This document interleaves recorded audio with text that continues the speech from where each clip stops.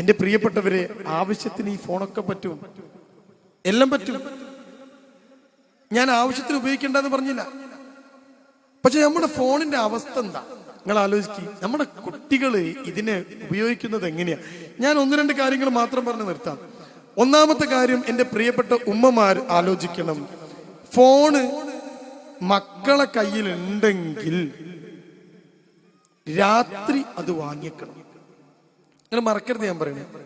ഉമ്മന്റെ കയ്യിൽ ഫോൺ ഉണ്ടെങ്കിൽ, ബാപ്പന്റെ കയ്യിൽ ഫോൺ ഉണ്ടെങ്കിൽ രാത്രി അതിന്റെ ഉപയോഗം കുറയ്ക്കണം. പ്രത്യേകിച്ച് വാട്സപ്പ്, ഫേസ്ബുക്ക് മുതലായ സാധനങ്ങള് നിങ്ങൾ ഈ ഫോണില് രാത്രി വീട്ടിൽ പണി കഴിഞ്ഞ് വന്നതിന് ശേഷം നോക്കരുത്, ദയവ് ചെയ്ത് നോക്കരുത്. കുട്ടീനെ മുമ്പ് നോക്കരുത്. കുട്ടി ഇതാ കണ്ടുപിടിക്കുക. കുട്ടിന്റെ കയ്യിൽ ഫോൺ ഉണ്ടെങ്കിൽ രാത്രി ആ ഫോണ് വാങ്ങി വെക്കണം. ഞാൻ എത്രയും പറഞ്ഞിട്ട് ഫോണിന്റെ കാര്യം ഒന്ന് ചുരുക്കാം. ഫോണ് ശ്രദ്ധിക്കണം. എന്റെ പ്രിയപ്പെട്ട കൂട്ടുകാർക്ക്, കുട്ടികൾക്ക്, കൗമാരപ്രായക്കാർക്ക് ഈ ഫോണിന്റെ ഇടങ്ങേറ് അറിയില്ല.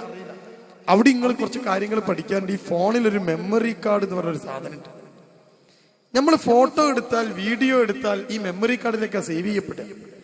ഈ മെമ്മറി കാർഡ് നമ്മൾ വിചാരിച്ച പോലെയല്ല. നമ്മൾ ഡിലീറ്റ് ചെയ്ത് കളഞ്ഞാലും ഈ മെമ്മറി കാർഡിൽ നിന്ന് വിവരങ്ങൾ റിട്രീവ് ചെയ്യാനുള്ള സോഫ്റ്റ്വെയർ ഇന്ന് കമ്പ്യൂട്ടറിലുണ്ട്. നോക്കണം. അപ്പൊ കൗമാരക്കാരിയായ ഒരു പെൺകുട്ടി ശരീരത്തോട് ഇഷ്ടം തോന്നുമ്പോ തന്റെ ശരീരം ഒന്ന് കാണാൻ വേണ്ടി അവളുടെ കയ്യിലുള്ള ക്യാമറയുള്ള ഫോണിൽ കണ്ണാടിയിലോ മറ്റോ ഒരു വീഡിയോ എടുത്തിട്ടുണ്ടെങ്കിൽ ആ വീഡിയോ ഡിലീറ്റ് ചെയ്ത് കളഞ്ഞാലും ഫോണ് വീണ് കിട്ടുകയോ കളഞ്ഞു പോവുകയോ നമ്മൾ വിൽക്കുകയോ അല്ലെങ്കിൽ നന്നാക്കാൻ കൊടുക്കുകയോ ചെയ്ത് ഇതൊരു ടെക്നീഷ്യന്റെ കയ്യിൽ കിട്ടിയാൽ അവന് മിനിറ്റുകൾ മതി നിങ്ങളുടെ ഏത് ഫോട്ടോയും ഏത് വീഡിയോയും അതിസുന്ദരമായി റിട്രീവ് ചെയ്ത് തിരിച്ചെടുക്കാൻ എന്ന് ഓർമ്മ വേണം. ഇതുണ്ടെങ്കിൽ കുട്ടിയൊക്കെ കുറച്ചൊക്കെ, ഏത് കോളേജിൽ എനിക്കറിയാം, ഞാൻ ഫറൂഖ് കോളേജിലല്ലേ, കോളേജിലൊക്കെ ഏതെങ്കിലും ഒരു ആൺകുട്ടി ഫോൺ എടുത്താൽ മതി, എളിച്ചാണ്ട് നിന്നൊടുക്കുക. കുട്ടി എന്റെ കൊടുക്ക്. ബോംബെയിലും ഡൽഹിയിലും ഒക്കെ വലിയ മഹാനഗരങ്ങളിൽ ശരീരം വെക്കുന്ന പെണ്ണുങ്ങളുണ്ട്. അത് വേശ്യകളല്ല. അവർ ശരീരം വെക്കുന്നത് വേശ്യകളല്ല. അവർ ശരീരം വെക്കുക എങ്ങനെയാ നിങ്ങൾക്ക്? ഏത് രൂപത്തിലും ഉടുത്ത വസ്ത്രമില്ലാതെ നിന്നു കൊടുക്കും. പക്ഷേ മുഖം മാത്രം കൊടുക്കൂല. നോക്കണം. എങ്ങനെ ഈ പെണ്ണ് ക്യാമറക്ക് എങ്ങനെ നിന്നെടുക്കും? മുഖം മാത്രം കൊടുക്കൂല. മുഖത്ത് കറുത്ത തുണിയിട്ടുണ്ട് കിട്ടും. എന്നിട്ട് പിന്നെ ഉടുത്തില്ലേ പ്രശ്നമില്ലല്ലോ, ആളെ മനസ്സിലാവില്ലല്ലോ. എന്നിട്ട് ഉടുക്കാതെ ഏത് പോസ്റ്റിലും നിന്നെടുക്കും. അപ്പൊ എന്റെ പ്രിയപ്പെട്ട സഹോദരിയുടെ ഒരു ഫോട്ടോ, ഞാൻ പറഞ്ഞത് ഇപ്പോഴത്തെ കാലത്ത് ഈ ഫേസ്ബുക്ക്, വാട്സപ്പ്, ഇതിലൊക്കെ നിരവധി ഫോട്ടോ. കോളേജിൽ നിന്ന് ഒരു ടൂറ് പോയാൽ ആ ടൂറ് പോയ പെൺകുട്ടികളെ മുഴുവൻ ഫോട്ടോയും വാട്സപ്പിലും ഫേസ്ബുക്കിലും ഓലയാരത് ഓൽക്ക് മാത്രം കാണാൻ പറ്റുള്ളൂ. വിവരക്കേടാണ്. ഫേസ്ബുക്കിലേക്ക്, വാട്സപ്പിലേക്ക്, ഇന്റർനെറ്റിലേക്ക് ഒരു വിവരം അപ്ലോഡ് ചെയ്താൽ അത് അവിടെ കിടക്കും എന്ന് എന്റെ പ്രിയപ്പെട്ട സഹോദരി നീ അറിയണം. അതുകൊണ്ട് ഇളിച്ചാട്ടി നിന്നൊടുക്കരുത്.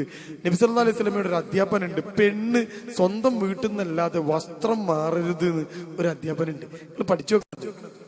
അന്ന് പറഞ്ഞ പടച്ച റബ്ബ് നബി സല്ലല്ലാഹു അലൈഹി വസല്ലമക്ക് ഇസ്ലാം കൊടുത്തപ്പോ ഈ 2015 വാട്സപ്പും ഫേസ്ബുക്കും മുന്നിൽ കണ്ടിരുന്നു എന്ന് അതിന്റെ അർത്ഥം.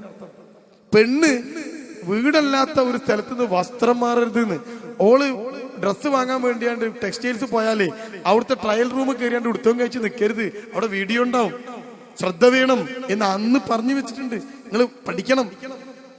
അവിടെ എന്റെ പ്രിയപ്പെട്ട സഹോദരിമാര്, എന്റെ സ്കൂളിൽ പഠിക്കുന്ന, കോളേജിൽ പഠിക്കുന്ന പെൺകുട്ടികളോട്, പ്രേമിക്കുന്ന പെൺകുട്ടി ആദ്യം ചെയ്യുന്ന പണി ഓളെ ഫോട്ടോ കൊടുക്കല.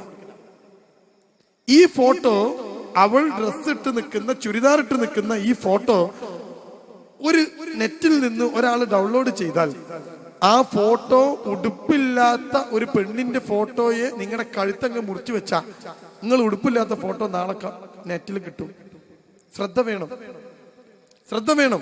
ഇവിടെയാണ് നമ്മൾ ശ്രദ്ധിക്കേണ്ടത്. നിങ്ങളൊക്കെ ഒന്ന് അടിച്ചു വെക്കാൻ മതി. നിങ്ങൾക്ക് സംശയം ഉണ്ടെങ്കിൽ ഗൂഗിൾ എന്ന് പറയുന്ന ഗൂഗിളിന്റെ ഗൂഗിൾ ഇമേജ് എന്ന് പറഞ്ഞ സാധനമുണ്ട്. ഇമേജ് പോയിട്ട് നിങ്ങളെ പേരടിച്ചു നോക്കി, ചിലപ്പോൾ നിങ്ങളെ ഫോട്ടോ കൊണ്ട് വരും. എന്റെ പേരടിച്ച് എന്റെ ഫോട്ടോ കിട്ടും. കാരണം കോളേജിലെ വെബ്സൈറ്റിൽ എന്റെ ഫോട്ടോ കൊടുത്തതാണ്, അത് കണ്ട് വരും. ഇതാണ് ഈ നെറ്റ്, ഇന്റർനെറ്റ്, ഇതിന്റെ ദുരന്തങ്ങളെ കുറിച്ച്, ഇതിന്റെ പ്രശ്നങ്ങളെ കുറിച്ച് ഈ കുട്ടികൾ മുഴുവൻ പെട്ടുപോവുക ഇത്തരം പ്രശ്നങ്ങളിലാണ് നമ്മൾ മനസ്സിലാക്കണം. അതുകൊണ്ട് എന്റെ പ്രിയപ്പെട്ട രക്ഷിതാക്കളെ, എന്റെ പ്രിയപ്പെട്ട കൂട്ടുകാർ, കുട്ടികളെ, നിങ്ങൾ ശ്രദ്ധ വേണം. മൊബൈല് ആവശ്യത്തിന് ഉപയോഗിക്കാനുള്ളതാണ്. അതിലൂടെ കയറി അനാവശ്യമായ ബന്ധങ്ങൾ ഉണ്ടാക്കരുത്. ഇനി രണ്ടാമത് എനിക്ക് പറയാനുള്ള സാധനം കമ്പ്യൂട്ടറാണ്. ലാപ്ടോപ്പ് കുട്ടികൾക്ക് കൊടുക്കരുത്. ഞാൻ ചുരുക്കി പറഞ്ഞ് നിർത്താം. നിങ്ങൾക്ക് ഭക്ഷണം കഴിക്കാനുണ്ട്, പോവാനുണ്ട്, കൊടുക്കരുത്. വളരെ ശ്രദ്ധ വേണം. ഇന്റർനെറ്റ് വീട്ടിലുണ്ടെങ്കിൽ ഒരു ടെക്നീഷ്യനെ വിളിച്ചിട്ട് പാരന്റൽ സോഫ്റ്റ്വെയർ എന്ന സോഫ്റ്റ്വെയർ ഉണ്ട്, അത് കയറ്റി വെക്കണം. അത് കയറ്റി വെച്ചാൽ നമ്മുടെ കുട്ടികളെ മുമ്പിലേക്ക് വൃത്തികെട്ട യാതൊന്നും കടന്നു വരില്ല. കാറ്, വോക്സ് വാഗന്റെ പുതിയ കാർ ഇറങ്ങി, നിങ്ങൾക്ക് വേണോ?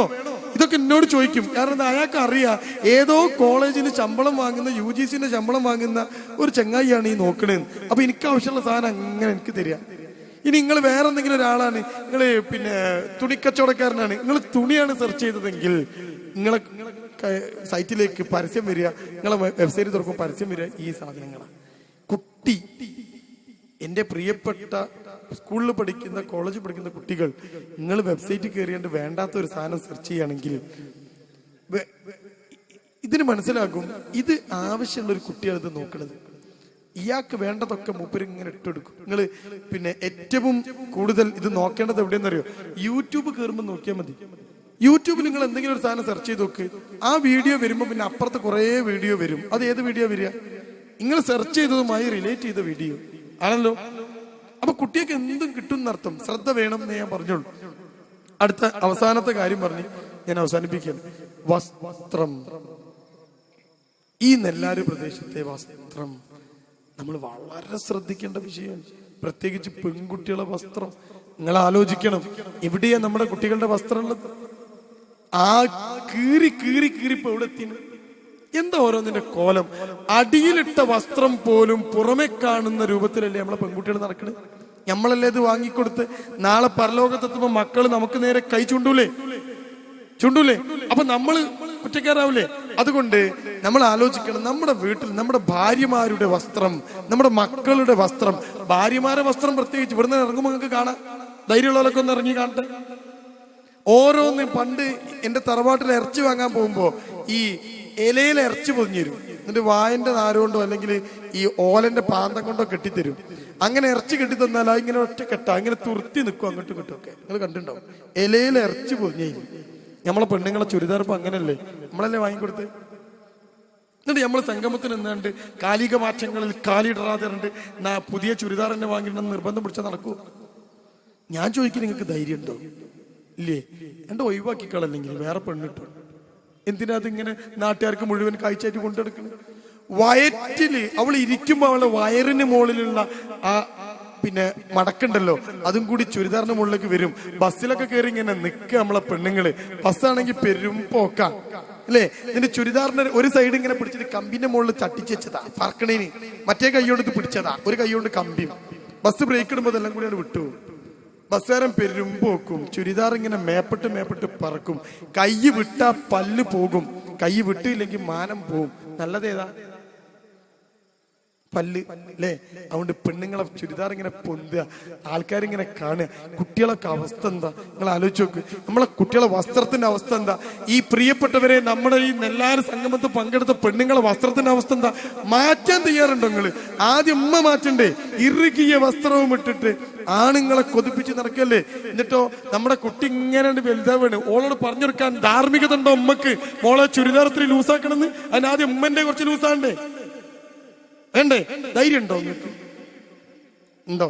ഉണ്ടെങ്കിൽ ഈ കാലത്തിന്റെ മാറ്റം ഇനി മാറിക്കൊണ്ടിരിക്കും. നമ്മളെ കുട്ടികൾ മൊഫ്യൂസൽ ബസ് സ്റ്റാൻഡിൽ വെച്ച് ചുണ്ടും ചേർത്ത് ചുംബിക്കാനുള്ള സമരത്തിലാ.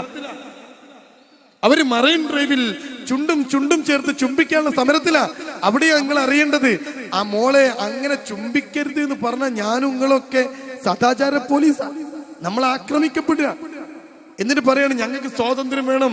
ഈ കാലഘട്ടത്തിലാ എന്റെ പ്രിയപ്പെട്ട സഹോദരിമാരെ കുട്ടികളെ വളർത്തേണ്ടത്. അവരുടെ വസ്ത്രത്തെ നമ്മൾ നിയന്ത്രിക്കണം, നമ്മുടെ വസ്ത്രത്തെ നമ്മൾ മാറ്റണം. ഇസ്ലാമിന്റെ പാതയിലേക്ക് നിങ്ങൾ തിരിച്ചു വരണം.